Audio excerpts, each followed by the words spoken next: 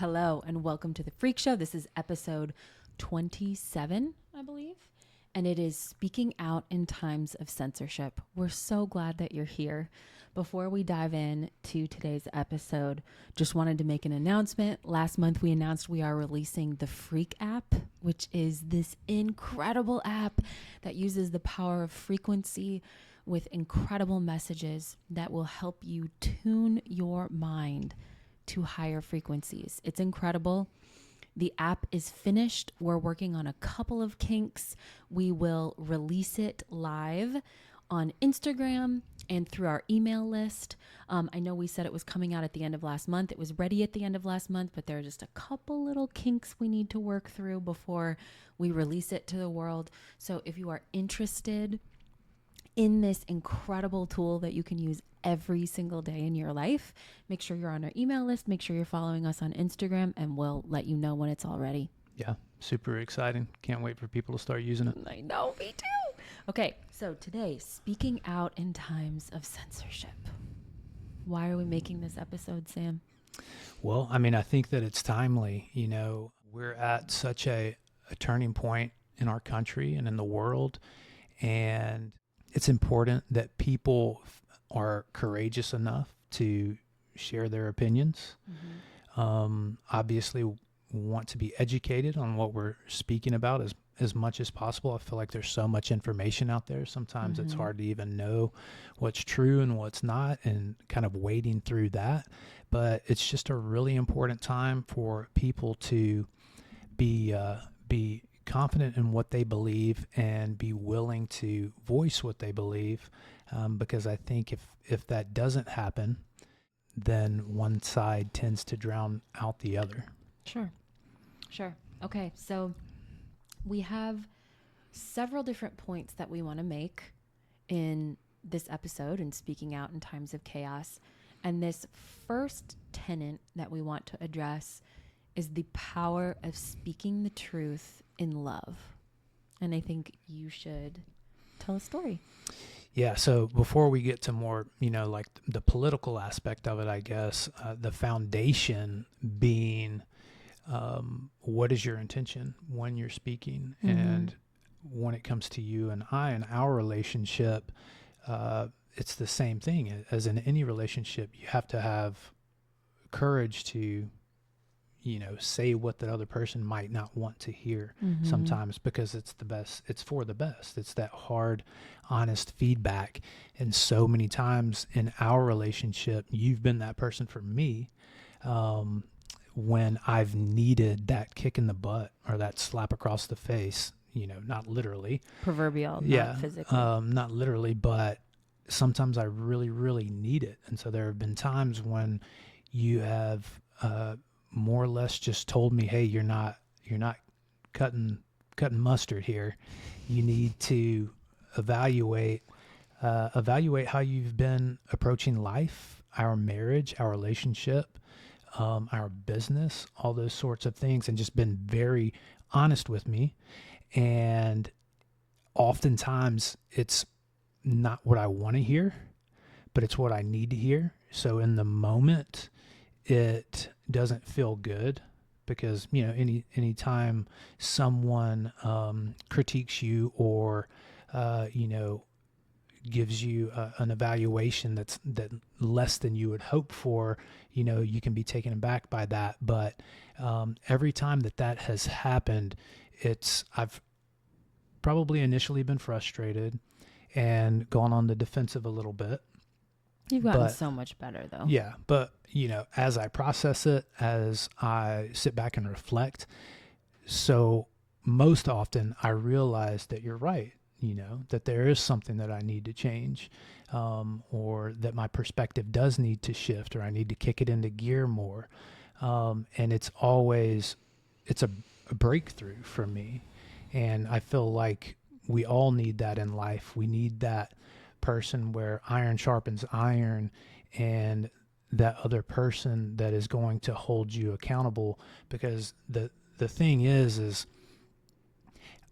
one, I know that you're coming from a place of love. And what I also know is you see a version, you see the best version of myself. And when you see me falling short of that version with things that are within my control, it's easy for you to identify that, when sometimes it's not as easy for us to identify it in ourselves. And I think that's why it's so powerful. And you always come from a place of love, and you're never, mean about it, but there are times when you have to be a lot more forward than maybe the normal kind of feedback is, but those times are really important for me because it really resonates.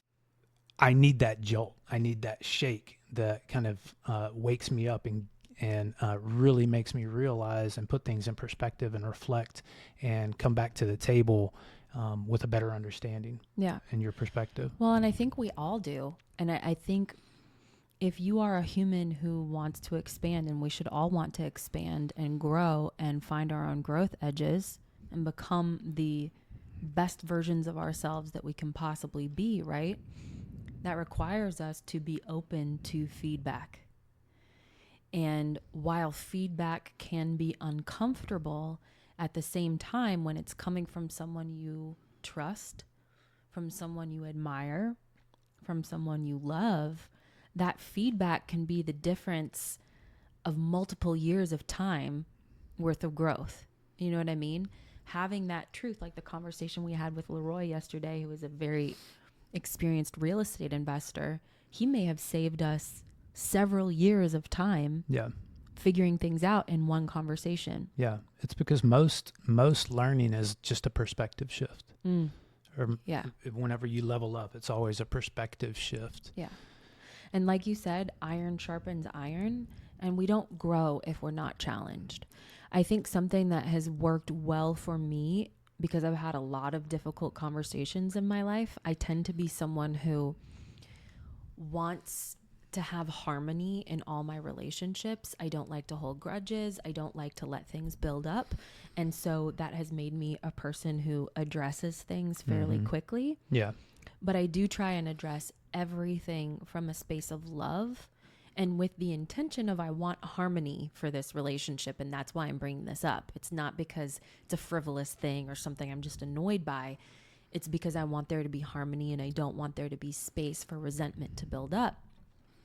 And I think when you go in with a specific intention, and for instance, a few years ago, my mom and I got into a pretty big fight, and we had to take a couple of days apart and just cool off.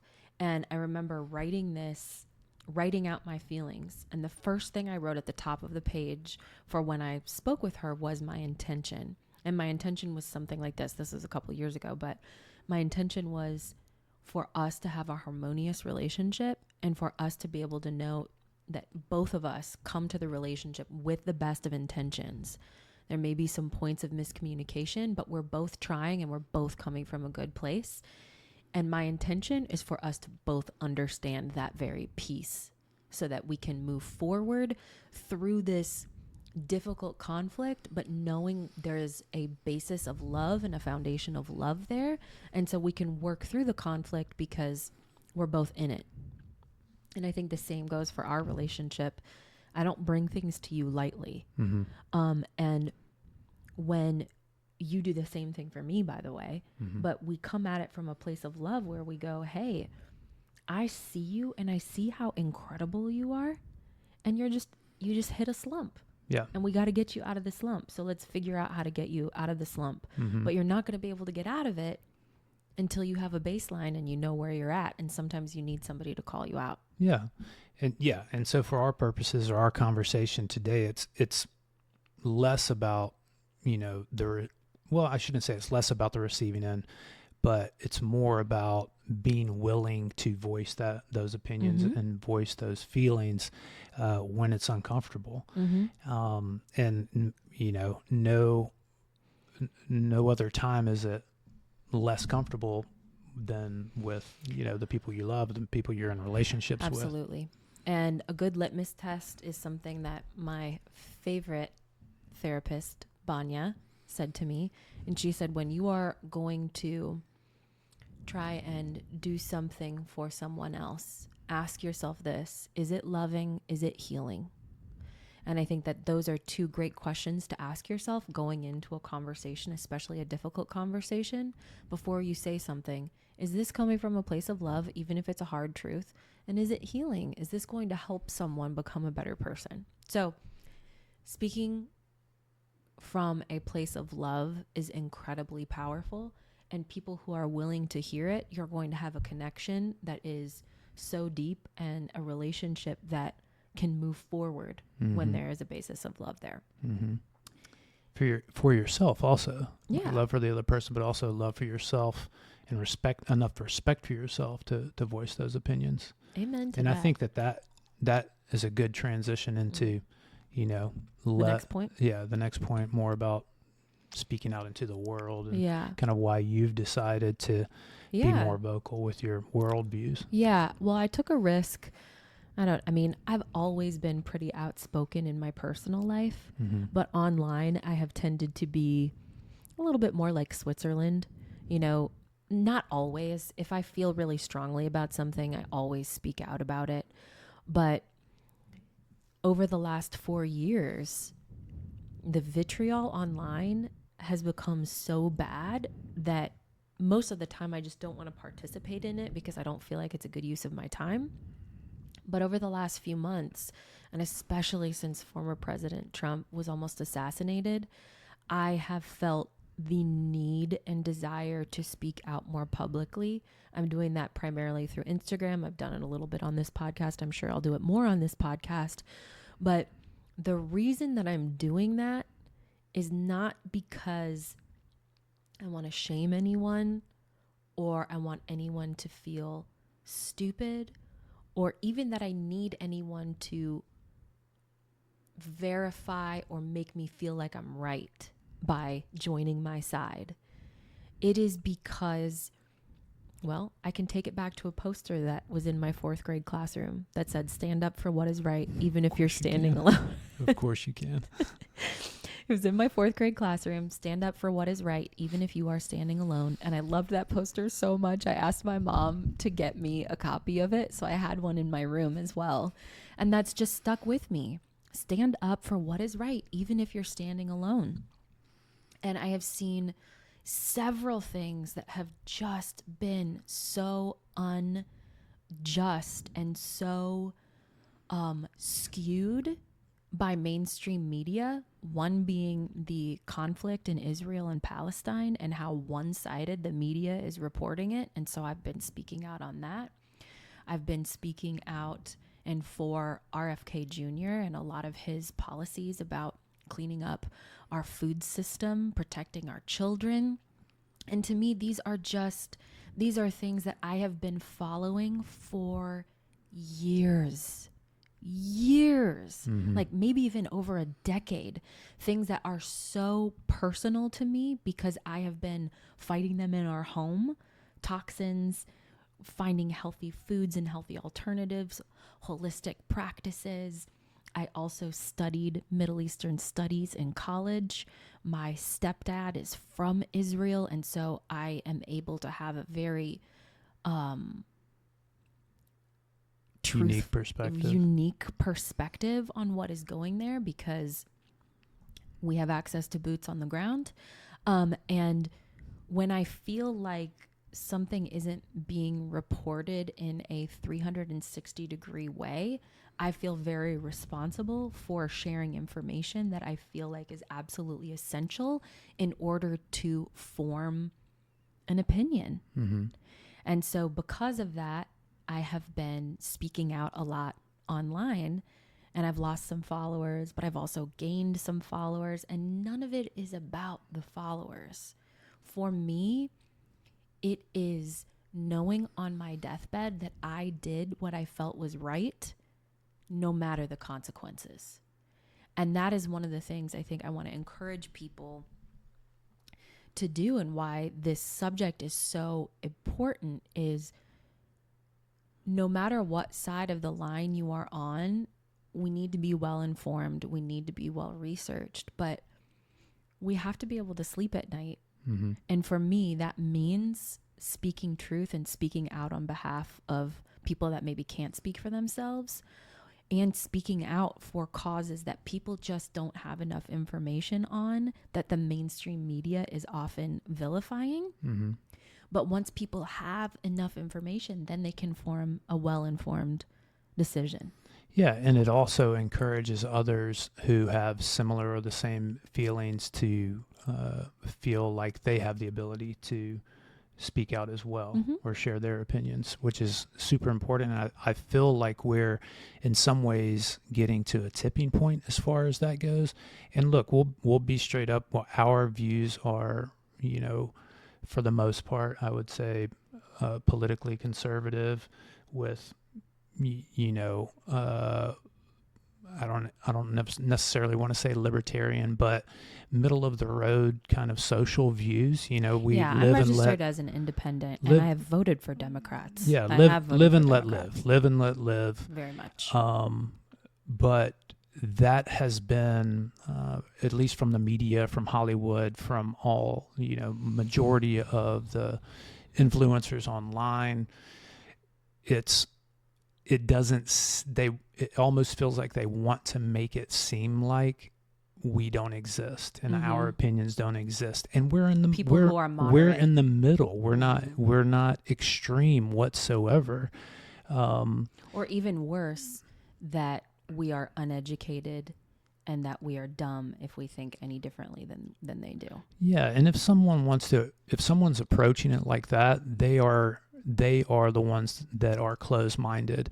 I think the difference is, and a good point to this conversation is, you should be brave enough to speak your opinion, but at the same time always be open to a better perspective. And that's what it's all part of. That's what it's all about, is creating that environment where we are able to share a perspective, but at the same time gain perspective and have open communication, as opposed to what it is now, where if you share a different opinion from the popular majority or narrative, you are immediately put in a box as an idiot or less than, or exactly. And it's just not true. It's so far from the reality of things. Yeah, that are so damaging.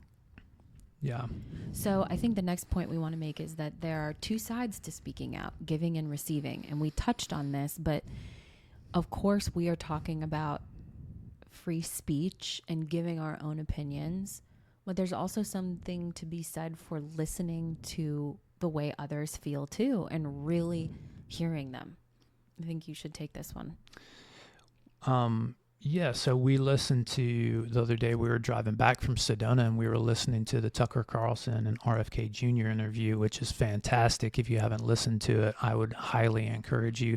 Anybody who, I just don't get it, anybody who paints RFK in this picture of someone with a brain worm or eats dogs, all this kind of BS, it's just so ridiculous. They obviously haven't taken the time to actually listen to the man speak. Whatever kind of brain worm he has, I want it. Yeah, give me a couple of those. Give me a couple. But that brain worm's probably smarter than. Anyway, now I'm becoming the person. But so anyway, we were listening to that conversation, and Tucker was asking RFK Jr. how to speak to others that are kind of so deep in an ideology that, oftentimes, if you have those family members or those friends that have different opinions than you, and they seem so locked into those opinions that you can't really even understand how that is their perspective, and how they can't see a broader picture, that means that they are locked into an ideology. And Tucker was asking him, how do you effectively speak to those people who just don't want to hear, don't want to see. And it was insightful because it was not about speaking to them and giving information. It was about asking the right kind of questions to encourage them to explain their perspectives and explain their stances on things, which would in turn force them to kind of go a couple layers deep. And if someone can do that, if someone can go layers deep into why they believe what they believe, that's when you get the opportunity to get that added perspective, and you can gain from that. But if someone can't go a layer deep, that means that they don't really know why they feel the way they feel or have the perspective that they have. And then that's what in turn gives the ability to maybe plant that seed of, okay, maybe I don't really know what I'm talking about. Maybe my perspective is off. And it's more of a, it's less of a direct approach, I guess, and more of a, let them kind of figure it out for themselves. Which is debate. That is what debate is. And this country was founded on debate. Our forefathers debated as they were creating the Constitution. And we come up with better ideas when our ideas are challenged. And I think something that we are really missing in our country right now, especially on social media, is respectful and real debate, where you can have a conversation with somebody that thinks differently from you, but you respectfully ask them questions and engage and respectfully share your opinion without calling people names. Yeah. And for me, as I have started to speak out more and gotten feedback, and people have said, like, for instance, and none of this even matters, but like, I can't believe I was following you. Where's the door? Blah, blah, blah. Like kind of mean comments. I just say, I wish you the absolute best and bye. Yeah. Because I don't want, just karmically, spiritually, frequency wise, I don't want to have nasty conversations hanging in my psyche. I don't want to be mean to people. Yeah. I don't want to regret things that I've said. Right. So again, healthy debate is a really powerful thing because our ideas become better and better and better as they are challenged, or they change to be better as they are challenged. Mm-hmm. So we need to be challenged. Yeah. We need debate. Yeah, I think I've always kind of, especially on social media, sat back and, well, in general, I've sat back and taken in. I'm more of an observer, and I want to understand everybody else's perspectives. But I've been encouraged to be more vocal as well, based off just what you've been doing. And I think that we went to see Russell Brand speak the other night. And he has recently become a Christian, and he's very vocal about that. But he spoke about the freedom that comes along with basically just surrendering to God, to the higher power, and allowing God to guide us. And then operating and speaking from a place that's fearless, because it's not about yourself, it's not about your ego, so it doesn't matter necessarily what someone else thinks of you, as long as you're speaking from a place of that you feel is truth, and ultimately love. And I think that that's absolutely true. There's a freeing feeling when you discard those limitations of being judged, or having people not like you, or not being popular.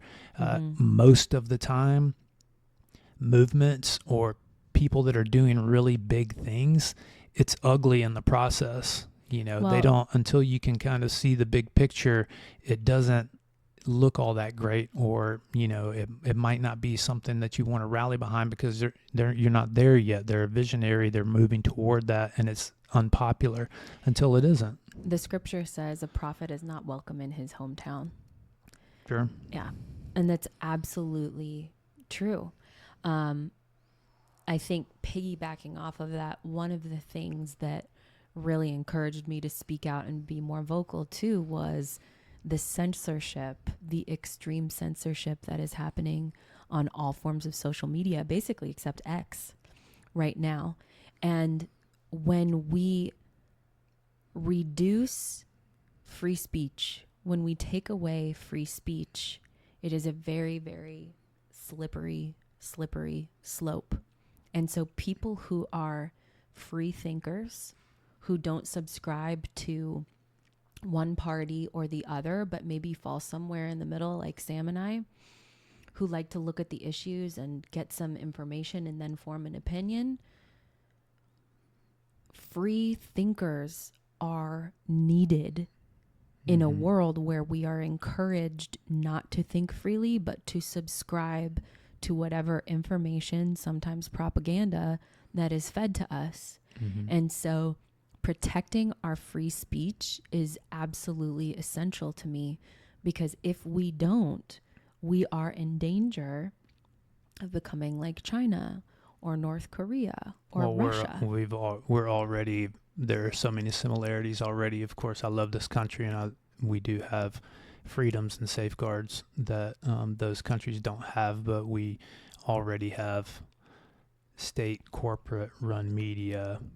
Our agencies are captured by corporations, all and those all sorts pushing of the things. same agenda. So that's another great point as to why this topic is so important, is because we're at that point where we have to be vocal. We have to start sharing our opinions. If we want to keep free speech. And demand that if we want to keep all of our freedoms, we have to start doing that. And it's not anything new. I think it's, especially since COVID, it has been, a hockey stick kind of accelerated curve very much toward this.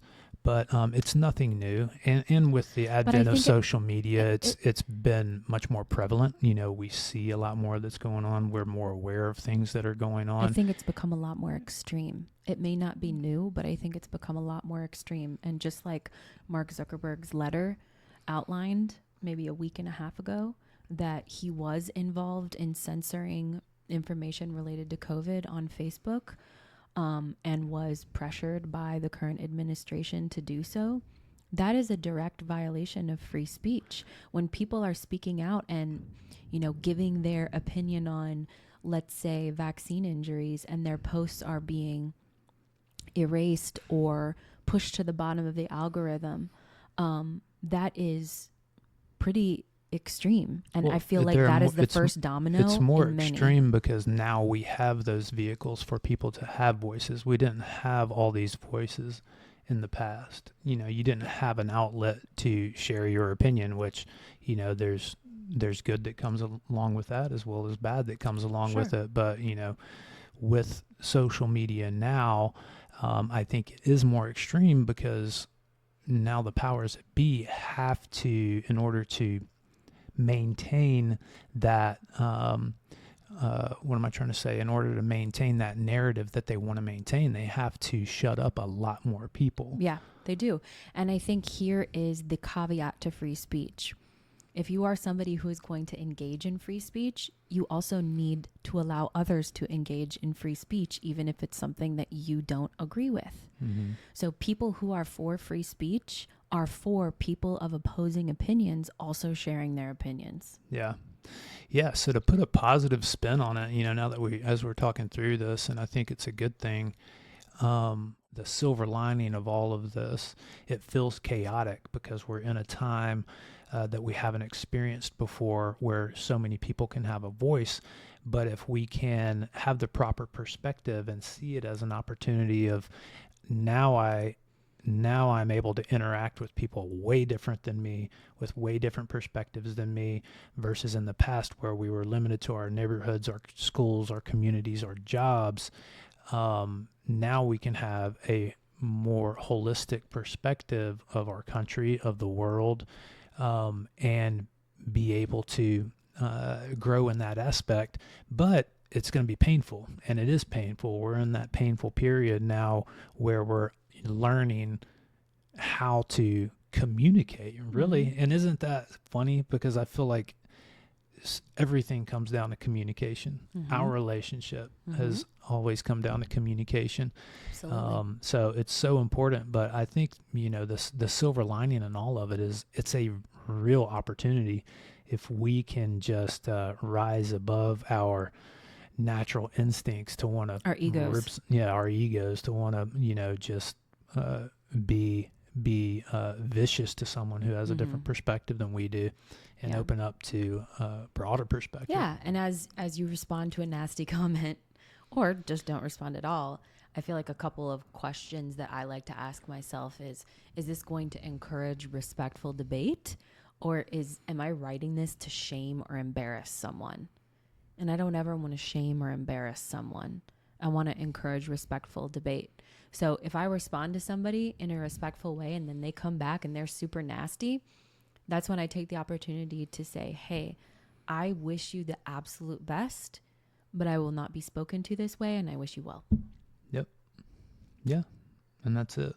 It doesn't need to go beyond that, because that person hasn't learned how to communicate yet. No, they haven't, and you can't make them do that. Okay, last 2 points. Follow the facts. My dad is a lawyer. I grew up in a house where we were constantly debating, constantly asking questions, and he said to me over and over, you can't argue a fact. A fact is a fact is a fact. And when we do our research, when we look at the facts, we create more well-informed decisions and opinions. So in this election cycle, it is vital that we move beyond clickbait and reels to really understand what is happening. Is it constitutional? Is this something that coincides with what a democracy actually is?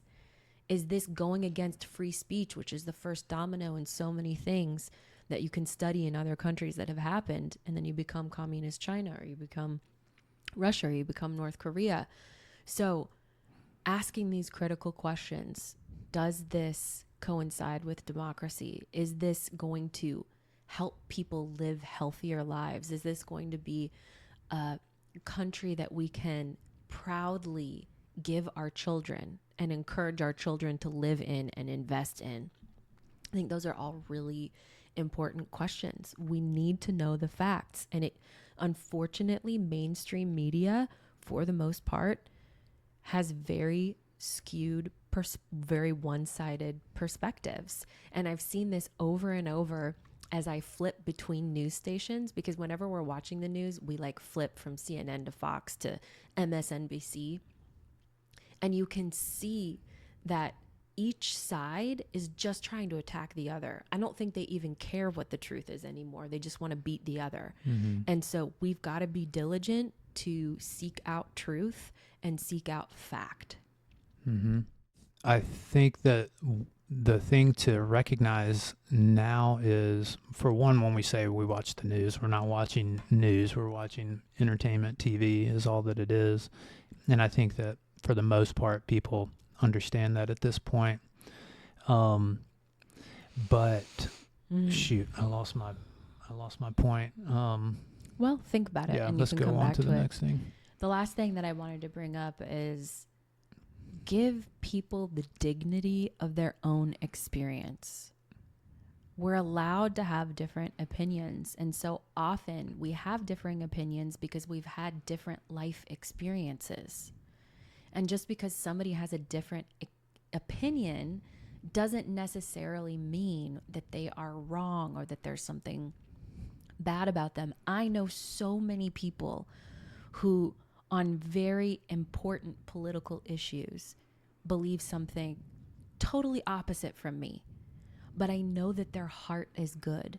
And I know that they believe in their hearts they are doing what is aligned for them. And so when I take that into consideration and I take the whole person into consideration, it allows me to have a very respectful and, when you take, what's the right way to say this? A respectful view of them, and an opportunity to take potential venom out of the conversation, if that makes sense. Because I think most people in the United States are good people who want what is best for their communities and for themselves. And so when we understand that fighting each other and dehumanizing one another and making the other person the enemy is not the answer, then we're going to be able to move forward much faster and create the country that all of us really want, which is a country in harmony. Yeah. The other point in that I'm making is there's so much danger in dehumanizing people.